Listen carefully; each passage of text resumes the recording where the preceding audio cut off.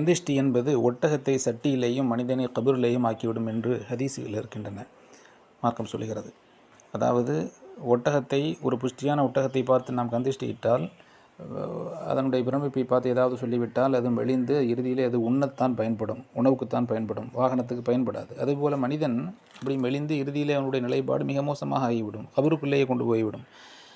இதற்கு ஒரு சம்பவத்தை நாம் சொல்ல வேண்டும் என்று சொன்னால், சஹல் இப்னு ஹுனைஃப் ரலியல்லாஹு அன்ஹு அவர்கள் தோற்ற பொலிவுடையவர்களாக இருப்பார்கள். மிக ஒரு அருமையான உடல் அமைப்பை கொண்டவர்கள், குளித்து கொண்டிருந்தார்கள். அதை பார்த்து ஆமிர் இப்னு ரபீஆ ரலியல்லாஹு அன்ஹு அவர்கள், என்ன ஒரு அழகிய உடல் என்று அந்த அந்த அவர்களுடைய அந்த அழகின் மீது, அந்த உடலினுடைய அந்த கூறின் மீது ஒரு பிரமிப்பான வார்த்தைகளை கொண்டு சொன்னார்கள்.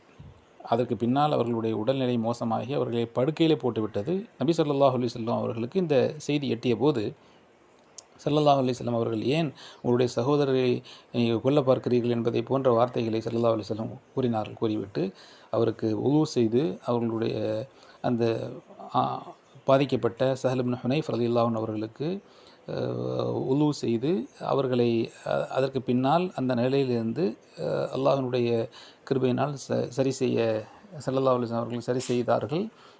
அவர்களுடைய நிலைப்பாடு சரி செய்யப்பட்டது. இந்த சம்பவம் நமக்கு உணர்த்தக்கூடிய செய்தி என்னவென்று சொன்னால், இவ்வாறு நாம் ஒரு நபரை பார்த்து அல்லது ஒரு பிரமிப்பான விஷயத்தை பார்த்து நாம் சொல்லிவிட்டால், நம் மூலமாக கந்திஷ்டி வந்து விடுமானால், அல்லாஹு தஆலா உங்களுக்கு பரக்கத் செய்யட்டுமாக, பாரக் அல்லாஹு லக, அல்லாஹ் உங்கள் விஷயத்தில் பரக்கத் செய்யட்டும் அல்லது உங்களுக்கு செய்யட்டும் என்று நாம் அப்படி ஒரு வார்த்தை உதிர்த்து விட்டால், அதற்கு அடுத்து இப்படி நாம் சொல்லிவிட வேண்டும்.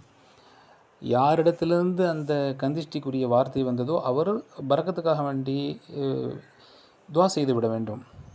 நாம் நம்முடைய விஷயத்தில் பாதிக்கப்பட்டவர் பாதிக்கப்படாமல் இருப்பதற்கு அவர் சொல்ல வேண்டிய வார்த்தை என்னவென்று சொன்னால், மாஷா அல்லாஹு லா குவத்த இல்லா பில்லா என்று கூறிவிட்டால், இது மாதிரியான கந்திஷ்டிலிருந்து நாம் தப்பித்துக் கொள்ளலாம் என்பதை நாம் கவனத்திலே கொள்ள வேண்டும்.